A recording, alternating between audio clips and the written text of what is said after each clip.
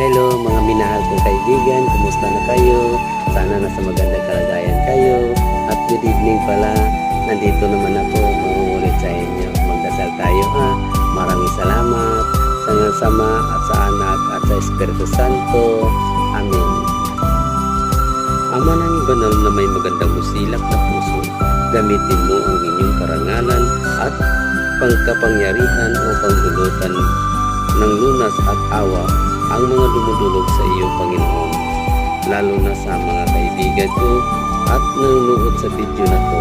Kasama na rin ang aming mga pamilya, buong giliw mong tunghayan.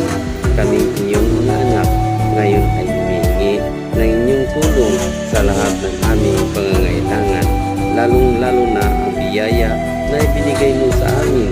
Palakasin mo ang aming katawan at mahabang buhay ngayon at magpakailanman.